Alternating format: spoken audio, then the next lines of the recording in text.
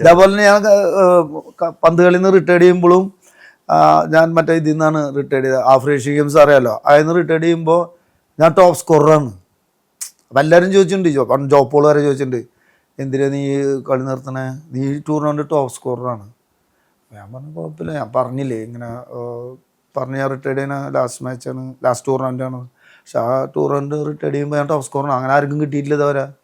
Indian ടീമിന് retired ആയിട്ട് ആ ടൂർണമെൻറ്റ് ടോപ്പ് സ്കോറായിരുന്നു കൊണ്ട് ആരും ഇതുവരെ വന്നിട്ടില്ല. വലിയൊരു ഭാഗ്യം. ഇതേപോലെ എനിക്ക് പത്മശ്രീ കിട്ടുന്നു, ഞാൻ റിട്ടയർഡ് ആവണം, പിന്നെ ഒരു ഗവൺമെൻറ് ജോലിക്കാർക്ക് അങ്ങനെ കിട്ടുമെന്ന് എനിക്ക് അറിയില്ല കേട്ടോ. ചിലപ്പോൾ കിട്ടിയിട്ടുള്ളവരുണ്ടാവും. പക്ഷെ നമ്മുടെ ഫീൽഡിൽ അങ്ങനെ ആർക്കും കിട്ടിയിട്ടില്ല ഇതുവരെ. വലിയൊരു ഭാഗ്യം എന്നെ സംബന്ധിച്ച്. ഉറപ്പാണ്, ആ ഭാഗ്യം എന്നും വിജയേട്ടൻ്റെ കൂടെ നിൽക്കാറുണ്ട്. ആ ഭാഗ്യത്തിൻ്റെ ഒരു ഭാഗ്യം കൂടിയാണിത്. എനിക്ക് നമുക്കൊന്ന് പുറകോട്ട് തിരിഞ്ഞു നോക്കി പോകണം. യൂട്ടേൺ ഏത് വഴിക്ക് എടുക്കുന്നത്?